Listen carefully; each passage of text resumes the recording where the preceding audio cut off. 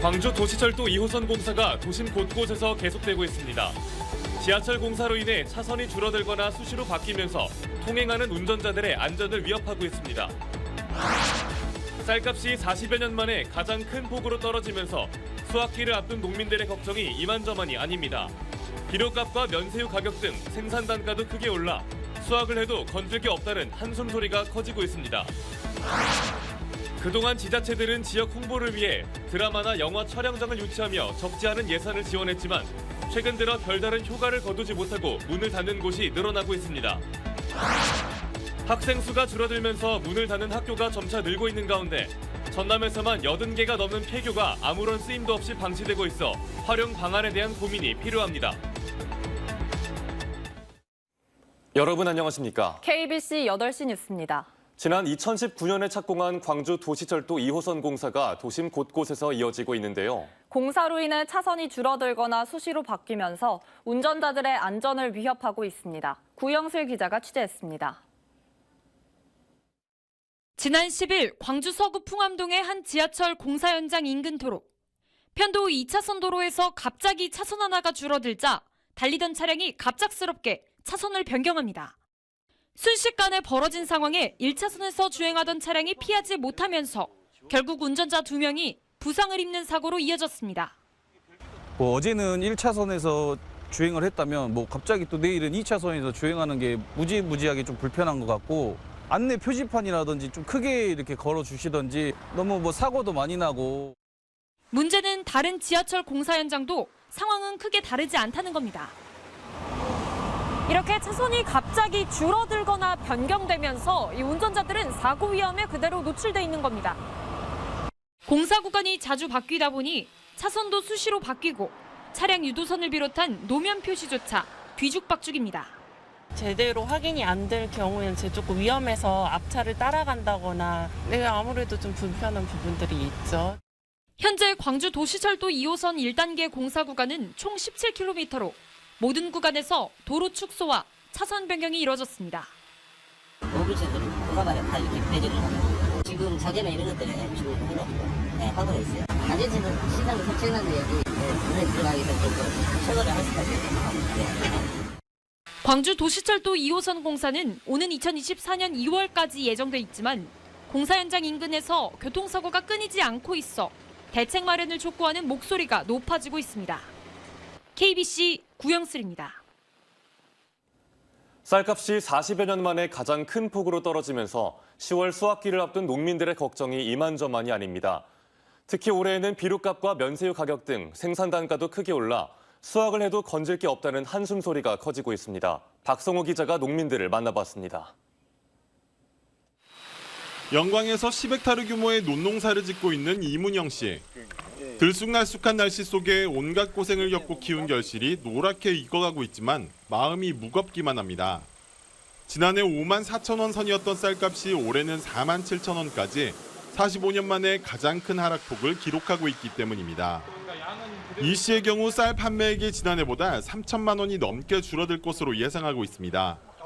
한 해 농사 대금을 다 갚고 나면 대학 다니는 두 자식 뒷바라지는 또 어떻게 해야 할지 벌써부터 걱정입니다. 이게 수입이 많으면은 이렇게 좀 기쁘기도 하고 술 한잔 하면서 이렇게 막 웃고 즐기고 그럴 텐데 이게 남는 게 없으니 참 막막하죠. 엎친 데 덮친 격으로 올해 인건비의 비료값, 면세유 가격까지 생산 비용도 역대 가장 높은 수준입니다. 28년째 농사를 짓고 있는 이석화 씨도 수확철이 코앞까지 다가왔지만 아직 트랙터를 빌리는 일정조차 잡지 않았습니다. 800원에서 1,600원까지 2배가량 치솟은 면세유 가격이 언제 떨어질지 기다릴 수밖에 없기 때문입니다. 전북 고창과 정읍 등 인근 지역에서 애써 지은 농사를 포기하고 논을 갈아엎는다는 소식도 들린다며 쓴웃음을 짓습니다. 150만 원이면 된 기름이 300만 원이 됐더라고. 이게 사람들이 보면 저도 늦춰요 지금. 수확을 늦추고 있어. 왜 그러냐면 정부 대책이 하나로 더 나오기를 바라고 있는 거죠. 지난 25일 정부는 쌀값 안정화를 위해 역대 최다 물량인 쌀 45만 톤을 시장에서 격리하겠다고 발표했습니다. 농민들은 이번 조치가 당장의 쌀값을 안정시킬 수는 있어도 일시적인 방편에 그치는 만큼 제도적인 뒷받침이 필요하다는데 입을 모았습니다. KBC 박송호입니다. 쌀값이 폭락해 농가의 시름이 깊어가는 중에도 수입쌀의 부정 유통은 급증하는 걸로 드러났습니다. 국회 신정훈 의원이 농림축산식품부로부터 제출받은 자료에 따르면 올해 8월까지 가공용으로 수입한 쌀을 부정 유통해 적발된 물량은 415.4톤으로 지난해 32.64톤에 비해 12.7배 증가한 걸로 확인됐습니다.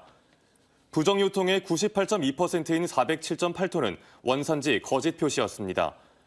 신정훈 의원은 올 상반기 가공용 수입쌀의 원산지 거짓 표시 적발 사례가 급증했다며 수입쌀 부정 유통이나 용도의 사용 등에 대한 관리를 철저히 해야 한다고 주장했습니다. 그동안 지자체들은 지역 홍보를 위해 드라마나 영화 촬영장을 유치하며 적지 않은 예산을 지원했습니다. 하지만 최근 들어 별다른 효과를 거두지 못하고 문을 닫는 곳이 늘어나고 있습니다. 이계혁 기자가 보도합니다. 영화 명량과 한산을 촬영했던 여수시 진모지구 세트장입니다. 여수시는 내년 2월까지인 제작사와의 임대 계약 기간을 더 연장하지 않고 철거를 결정했습니다. 예상만큼 경제 효과가 크지 않아 관광 자원화 필요성이 낮다는 게 가장 큰 이유 중 하나입니다. 관광 홍보 이렇게 해갖고 일찍 사람들 끌어들여서 지역 경제 낚시 효과를 노리고 그랬었는데 별 효과는 없는 것 같습니다. 드라마 주몽과 도깨비 촬영지로 전국적 관심을 끌었던 나주 영상 테마파크도 개장 17년 만인 내년 문을 닫습니다. 방문객 수가 지난 2006년 52만 명에 달했지만 2010년 6만 5천여 명에서 2019년에는 3만 4천여 명으로 줄더니 지난해에는 2만 5천여 명에 그쳤습니다. 운영비 적자도 지난 5년 동안 14억 5천만 원에 이르다 보니 결국 철거를 결정하고 의병 역사 박물관을 건립하기로 했습니다. 드라마로 유명세를 떨쳤던 충남 부여나 울산 울주군 세트장도 최근 적자를 거듭하다 결국 철거를 결정했습니다. 넷플릭스 등의 OTT 서비스 시장이 확대되면서 드라마나 영화가 쉴 새 없이 쏟아지고 트렌드도 시시각각 바뀌다 보니 특정 촬영 세트장의 홍보 효과가 낮아진 것이 가장 큰 이유로 꼽힙니다. 좀 일회성 방문에 그친다든지 그런 것도 좀 있을 것 같고요. 저희가 들어가는 인원 대비 좀 계속 좀 떨어지고 있다 보니 저희도 이제 활용 방안을 계속 하고는 있었는데요. 예산 낭비 논란에도 지역 홍보를 위해 우후죽순 지어졌던 영화 드라마 촬영장. 미디어 환경과 관광 형태의 급격한 변화로 이제 곳곳에서 골칫거리로 전락하고 있습니다. KBC 이계혁입니다.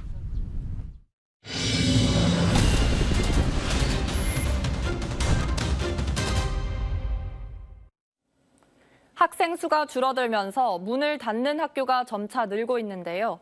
전남에서만 80개가 넘는 폐교가 아무런 쓰임도 없이 방치되고 있어 활용 방안에 대한 고민이 필요해 보입니다. 고우리 기자입니다. 늦깎이 여고생들의 음악 수업이 한창입니다. 원래는 중학교였던 이 학교 건물은 지난 2009년 폐교된 뒤 만학도들의 배움터로 변신했습니다. 지난해에는 학교폭력 피해 학생들이 상담과 치료를 받을 수 있는 공간도 들어섰습니다. 어차피 남아있는 공간이기 때문에 이 부분들을 우리 지역사회 주민들과 함께 하고 우리 자체적으로 이걸 활용할 수 있다면 그렇게. 하지만 폐교가 모두 교육이나 문화시설로 거듭나는 건 아닙니다. 지난 1997년 폐교된 전남의 한 초등학교. 굳게 닫힌 철문 너머로 잡초가 무성합니다.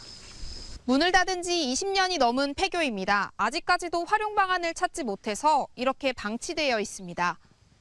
이렇게 아무 쓰임 없이 방치된 폐교는 전국적으로 모두 351곳. 전남이 85곳으로 가장 많았고 경남과 경북, 강원도가 뒤를 이었습니다. 대부분 폐교 주변 인구가 적고 접근성이 떨어지는 오지에 있다 보니 매각도 쉽지 않은 상황입니다. 방치된 폐교가 혐오 시설로 전락하지 않도록 폐교 시설을 활용하려는 자에게 교육당국이 보조금을 지원하는 등 폐교가 지역의 새로운 활력소로 거듭날 수 있는 방안을 강구해야 합니다. 정부가 학령 인구 감소에 맞춰 학교 통폐합 정책도 강화하겠다고 밝힌 만큼 늘어나는 폐교 활용을 위한 실질적인 대책 마련이 시급해 보입니다. KBC 고울입니다. 여수 국가산단 내 공장에서 배관 파손 사고로 유독가스가 누출됐지만 다행히 인명피해는 없었습니다.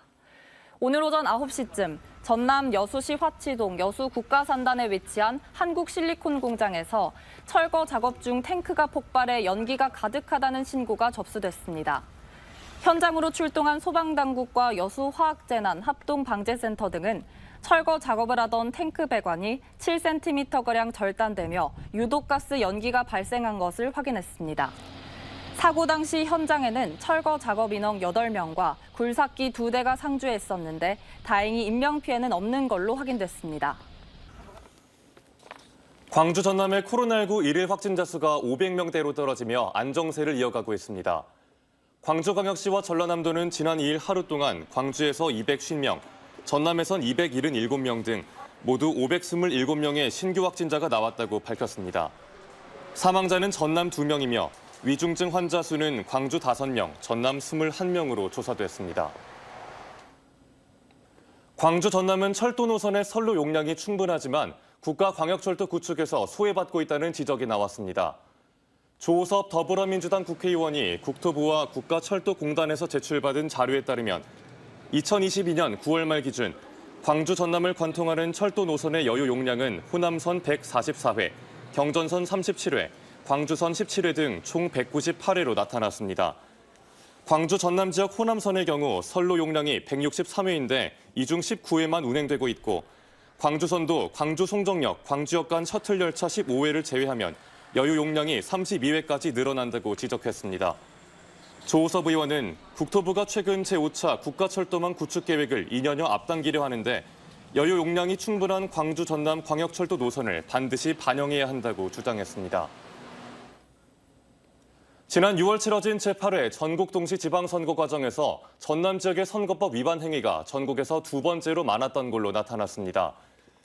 국회 행정안전위원회 소속 국민의힘 박성민 의원이 선거관리위원회 자료를 분석한 결과 선관위가 지방선거와 관련해 공직선거법 위반 혐의로 고발하거나 수사 의뢰, 경고 조치한 위반 행위 1,767건 중 전남에서만 192건이 발생했습니다. 이는 경기도에 이어 전국에서 2번째로 많은 수치로 검찰에 고발된 사건만 추려보면 전남 지역의 사건이 전체의 14%를 차지할 정도였습니다.